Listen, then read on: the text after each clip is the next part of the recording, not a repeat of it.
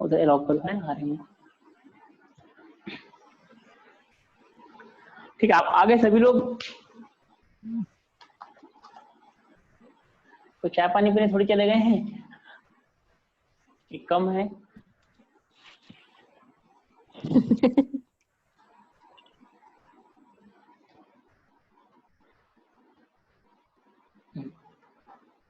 Sir lockdown है, अभी कहीं नहीं जाएगा कोई। ऐसा ही ठीक ठीक।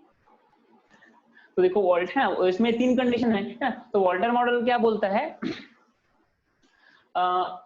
वॉल्टर मॉडल बोलता है कि डिविडेंड डिसीजन का फर्म के वैल्यू पे प्रभाव पड़ता है ना, और डिविडेंड देना है कि नहीं देना है ना, वो आर और के रिलेशनशिप पे डिपेंड करता है। ठीक है, और बोलता है अगर आर की वैल्यू है वो के की वैल्यू से बड़ी है ना, तो इस केसेस में क्या करना चाहिए? कंपनी को अपने पास में रिटेन अर्निंग रखना चाहिए, है ना।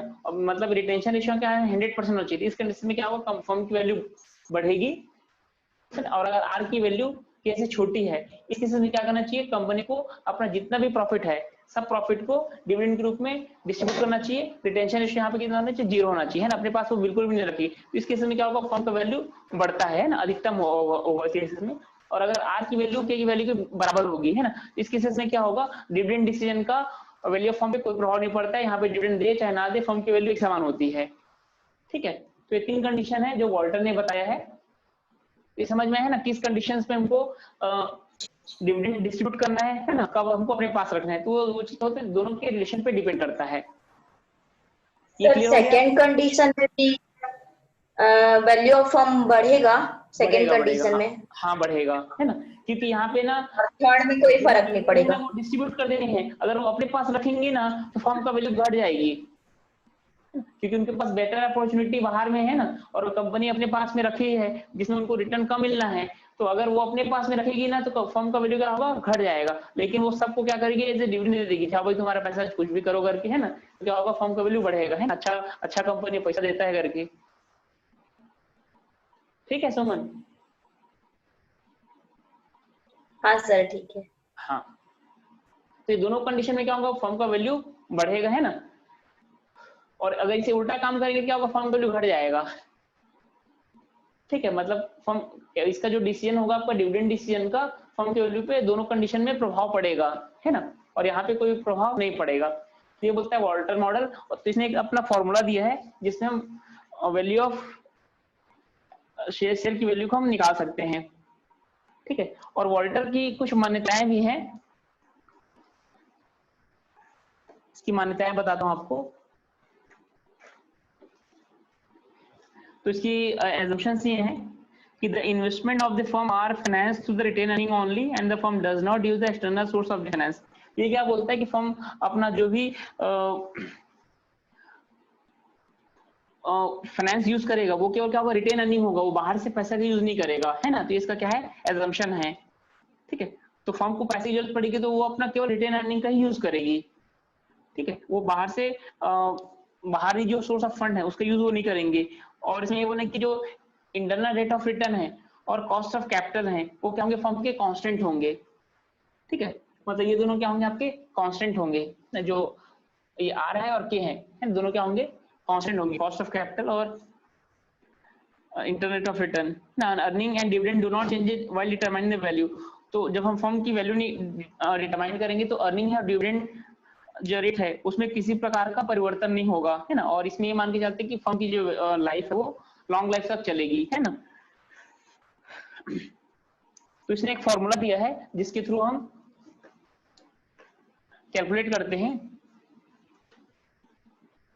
Price of the share.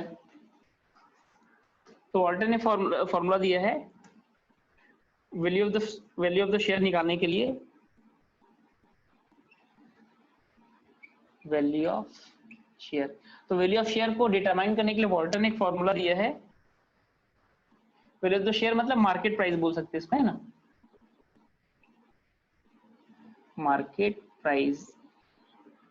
तो ये है P is equal to D plus R P minus D upon KE, और ये पूरे का अपॉन KE।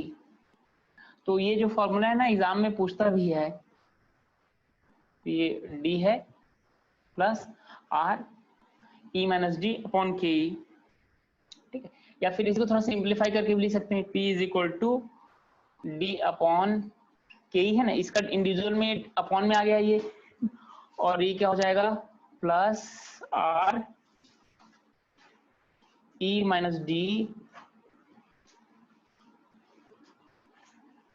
ये जाएगा के ई और ये पूरे का अपॉन के ई है ना। इसको दो भाग में इसके नीचे और इसके नीचे में लिख दिए, ठीक है। अब देखते हैं कौन सी चीज क्या क्या है ना। तो ये क्या आपका market price of the share है, ये पी क्या है आपका market price of the share, dividend क्या है डिविडेंड पर शेयर है ये, डी है डिविडेंड पर शेयर है ये डी है ना, और के क्या है आपका कॉस्ट ऑफ कैपिटल है ये, कॉस्ट ऑफ ये मतलब इक्विटी लिखा है ना, कॉस्ट ऑफ इक्विटी कैपिटल है ये, कॉस्ट ऑफ इक्विटी कैपिटल है। ई मतलब हमेशा अर्निंग पर शेयर होता है यहाँ पे है ना, अर्निंग पर शेयर।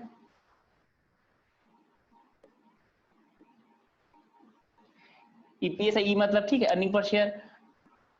आर बचा, आर क्या आपका है ना, और आर आपका क्या इंटरनल रेट ऑफ रिटर्न है ये है ना, शुरू में देखे थे आर और के बीच में रिलेशन बताता है ये। तो ये फॉर्मूला ना आप याद रखिए, कई बार ना इससे रिलेटेड ना क्वेश्चन भी पूछता है ना, इससे रिलेटेड क्वेश्चन हम लोग कल देखेंगे। तो इसमें बस वैल्यू रखना है और इसका आंसर आ जाता है। तो ऐसे क्वेश्चंस पूछते हैं और कई बार पूछ देता है कि ये फॉर्मूला किसका है करके है ना, ऑप्शन में दे देंगे एमए मॉडल का है, वॉल्टर का है, जॉर्डन का है करके, ठीक है। तो ये क्वेश्चन पूछ देते हैं और इसके बेस पे क्वेश्चन भी आता है। तो कौन सी चीजें क्या है ना ये हमको पता होना चाहिए। अब देखते हैं हम लोग जॉर्डन मॉडल को, तो इसमें ये फॉर्मूला क्लियर है। Yes sir. हाँ ठीक है, फॉर्मूला इस क्वेश्चन बनाएंगे ना तो और अच्छे से क्लियर हो जाएगा ये।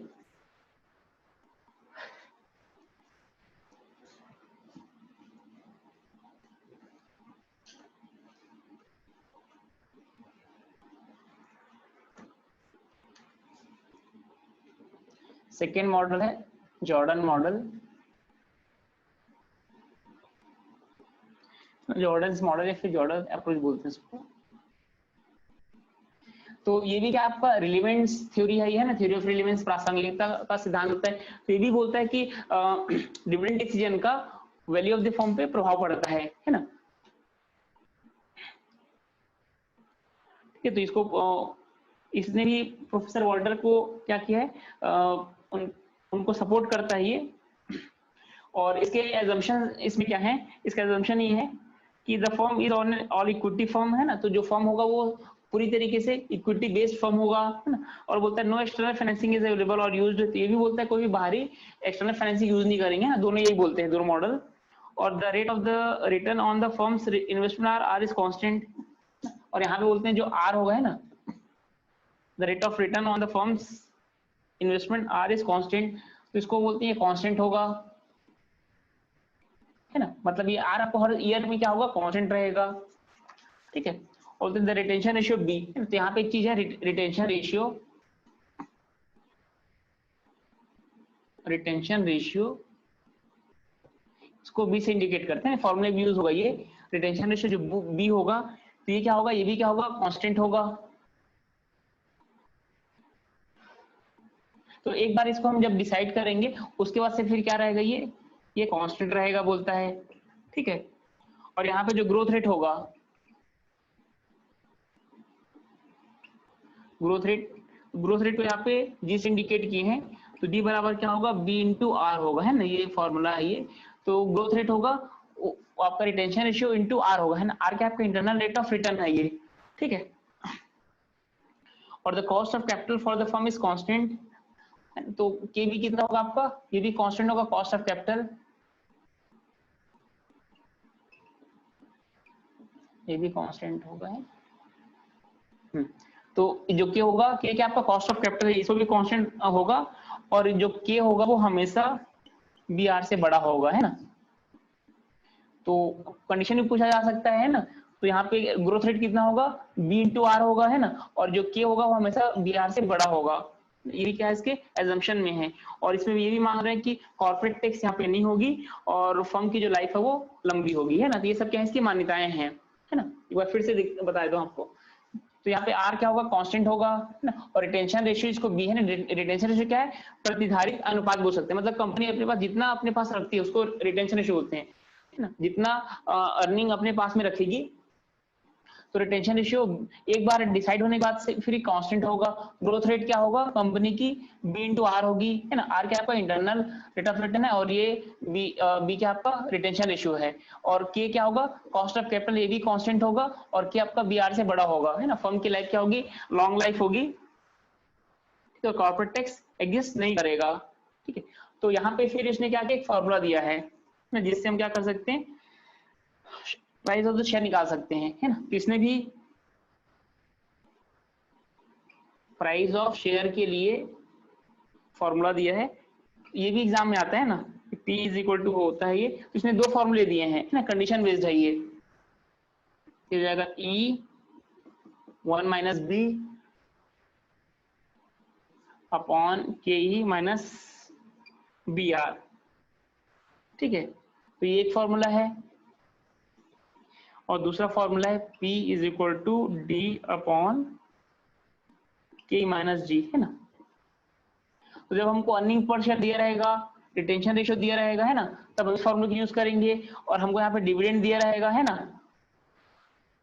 तो हम इस फॉर्मूले को यूज करेंगे, ठीक है। बाकी नीचे का तो सेम है ना, क्योंकि जी बराबर का बी आर होता है, तो बी आर लिखे चाहे जी लिखे, दोनों का मतलब एक ही है, ठीक है। तो यहाँ पे ई क्या है आपका, अर्निंग पर शेयर है, ये ईपीएस है, ये क्या आपका अर्निंग पर शेयर है, ईपीएस है, ये अर्निंग पर शेयर, ये ईपीएस है ना, और बी क्या है, रिटेंशन रेशियो है, और डी क्या है, ये डिविडेंड पर शेयर है, ये डिविडेंड पर शेयर, है ना। तो डी क्या आपका डिविडेंड पर शेयर है। तो ये फॉर्मूला दोनों आप याद रखिएगा, है ना, वो डिपेंड करता है क्वेश्चन में क्या दिया हमको डाटा। अगर आपको ईपीएस दिया हुआ है ना, और ये रिटेंशन रेशियो दिया है आपको, ठीक है, तब हम क्या करके इस फॉर्मूला यूज करेंगे, है ना। अगर हमको डिविडेंड दिया है और ये नीचे का दोनों सेम है ना, के रहेगा और जी रहेगा, तो जी बराबर बी आर होता है, दोनों में से ये दोनों फॉर्मूले आपको हमेशा दोनों चीज दिया रहेगा, ठीक है। तो इसके दो फॉर्मूले प्राइस ऑफ द शेयर निकालने के लिए, है ना, जॉर्डन मॉडल से, तो आपको बताएगा जॉर्डन मॉडल का यूज करके शेयर का प्राइस कितना होगा ये बताइए करके, और ये इन्फॉर्मेशन आपको दिया रहेगा। तो यहां तक क्लियर है आप लोगों को? Yes sir. क्लियर है ना? हाँ क्वेश्चन करेंगे तो सर अच्छे से क्लियर होगा सर। हाँ हाँ, इसमें क्वेश्चन करेंगे ना, क्योंकि इसमें एग्जाम में क्वेश्चन आते हैं, ठीक है। तो मैं आपको कंडीशन बता रहा हूँ, दो फॉर्मूले हैं, और है ना, जो दिया है उस हिसाब से हम फॉर्मूले को यूज करेंगे, ठीक है। दोनों आपको याद रखने हैं,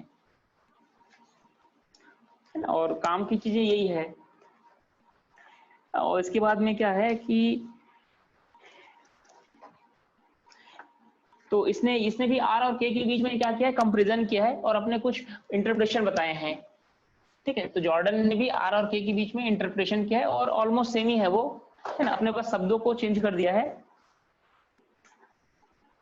तो जॉर्डन है ना, निम्न प्रकार से इसका मूल्यांकन करते हैं। तो ये जो वैल्यूएशन करता है, ये ना वैल्यूएशन या फिर डिसीजन लेता है, वो आर और के आधार पे बोलता है।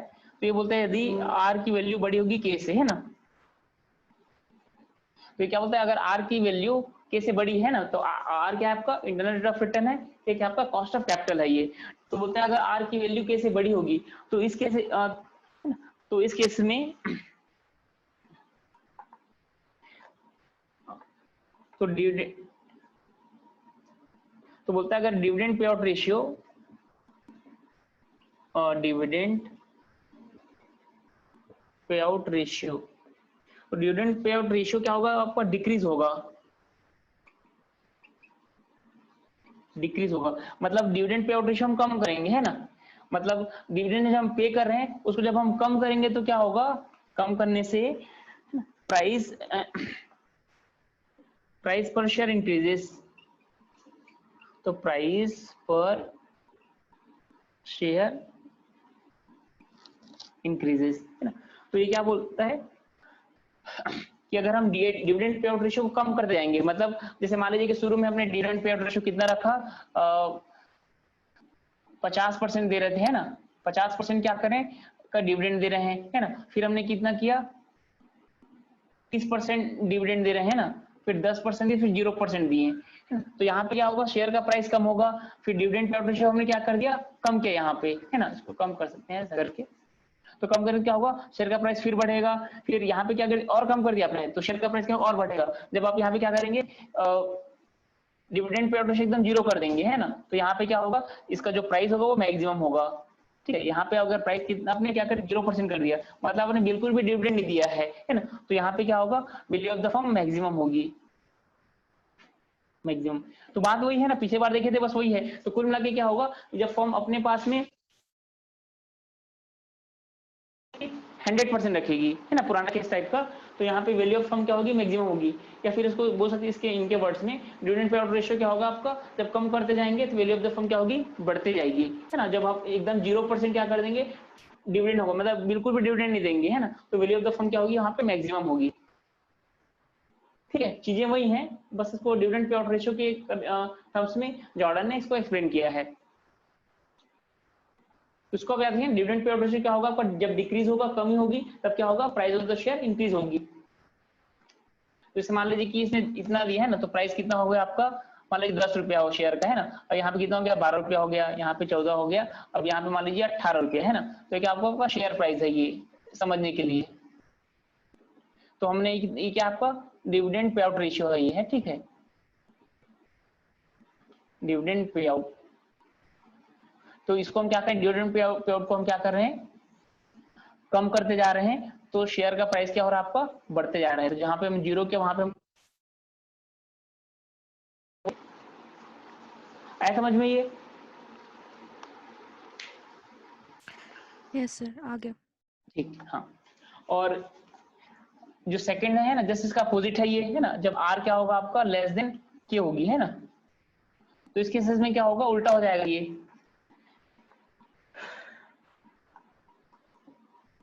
तो क्या होगा ये, डिविडेंड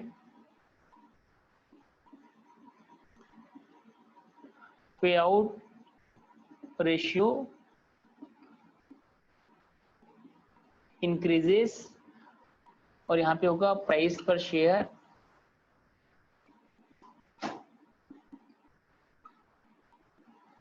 इंक्रीजेस। अब यहाँ पे क्या है कि अपनी कंपनी वो अच्छा रिटर्न नहीं दे पा रही है ना, बाहर में ज्यादा अच्छा रिटर्न मिल रहा है, तो जैसे जैसे अपन डिविडेंड पे आउट रेशियो को बढ़ाते जाएंगे, है ना, अपना प्राइस ऑफ द शेयर बढ़ती जाएगी।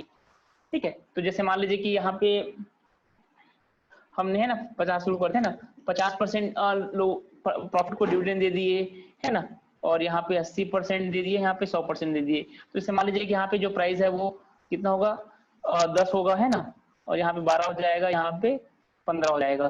तो जैसे जैसे हम क्या करें, डिविडेंड पे आउट रेशियो को बढ़ाते जा रहे हैं, ये डिविडेंड, तो डिविडेंड को हम जितना ज्यादा पे कर रहे हैं, है ना, तो उतना ज्यादा क्या होगा, शेयर का प्राइस बढ़ते जाएगा। तो यहाँ पे अगर हम 100% पे कर रहे हैं, है ना, 100% डिविडेंड पे कर रहे हैं, तो इस कंडीशन में सबसे ज्यादा प्राइस पर शेयर होगी, है ना, तो शेयर का जो प्राइस होगा वो सबसे ज्यादा यहाँ पे होगी। तो डिविडेंड पे आउट रेशियो जब जब जब बढ़ेगा, है ना, तो क्या होगा, प्रति अंश मूल्य जो होगा वो बढ़ेगी। बस इतना ही है ये, है ना, क्योंकि यहाँ पे कंपनी अच्छा परफॉर्म नहीं करी, तो बाहर की कंपनी अच्छी परफॉर्म करी, तो अपना सारा जो डिविडेंड है वो इन्वेस्टर में दे देने से क्या होगा, उसका फर्म का वैल्यू बढ़ेगा। ये दो कंडीशन है ना जिसमें फर्म का वैल्यू अफेक्ट होता है। और जो तीसरा कंडीशन है ना, ये आर इज इक्वल टू के, तो इसमें कोई ऑप्टिमम पे आउट रेशियो नहीं है। तो यहाँ पे कंपनी डिविडेंड दे चाहे ना दे, है ना, फर्म के वैल्यू पे कोई भी प्रभाव नहीं पड़ता है, आर इज इक्वल टू के पे। लेकिन दोनों कंडीशन पे क्या होता है, वैल्यू ऑफ द फर्म पे, डिविडेंड डिसीजन का वैल्यू ऑफ द फर्म पे प्रभाव पड़ता है। आया समझ में।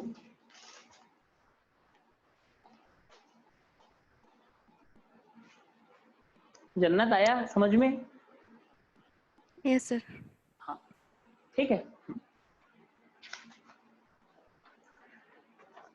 ठीक है, इसमें इतना ही है। फिर इसके बाद फिर वो न्यूमेरिकल वगैरह उसको हम लोग कल करते हैं ना, जो न्यूमेरिकल्स हैं। तो मैं इसका ओके सर। है ना एक पीडीएफ बना के आपको भेज देता हूँ, और फिर उसको आप लोग अच्छे से नोट कर लीजिएगा। ठीक है, यस सर। कुछ क्वेश्चन भी भेज दूंगा, बना के देखना आप लोग। हाँ सर। यस जी सर। सर। हाँ हाँ, तो फिर बताइए कुछ डाउट्स हो वो होगा तो। क्लियर है ना। हाँ सर। है ना। तो इसमें से मान चलिए कि 2 क्वेश्चन आपके आ सकते हैं इसमें से, है ना, 2 क्वेश्चन आते हैं डिविडेंड पॉलिसी से। तो 2 क्वेश्चन आपका 100%, तो अभी जो मैं पढ़ाया हूं नहीं, इसमें से 2 क्वेश्चन आएंगे आपके नेट में, 100 क्वेश्चन में 2 क्वेश्चन इसमें से रहेंगे। ओनली फॉर्मूले से सर? क्या चीज? फार्मूले से बस? क्या बोले चंदन, थोड़ा क्लियर नहीं आया। मैं बोला फार्मूले से बस 2 क्वेश्चन आ जाएंगे? नहीं, ओवरऑल डिविडेंड पॉलिसी से, जो मैं स्टार्टिंग से अभी तक बताया ना, और तो आपको फॉर्मूले पूछ सकते हैं, इसके बेस पे न्यूमेरिकल पूछ सकते हैं ना, तो कुछ भी हो सकता है। 2 क्वेश्चन रहते हैं इसमें ना, 3 भी हो जाता है कभी कभी, लेकिन 2 आपके मिनिमम रहते हैं इसमें क्वेश्चन। ठीक है, तो ये आप ध्यान रखिएगा, और इसके बेस पे आप न्यूमेरिकल बनाएंगे, न्यूमेरिकल भी यहीं से आते हैं, और बेसिकली वॉल्टर और ये जॉर्डन से ही क्वेश्चन आते हैं न्यूमेरिकल में। ठीक, फिर एंड करते हैं आज की क्लास को, है ना। कल ये अपना पूरा कंप्लीट हो जाएगा, न्यूमेरिकल भी इसका देख लेंगे। Yes sir. जी सर। ठीक, ओके।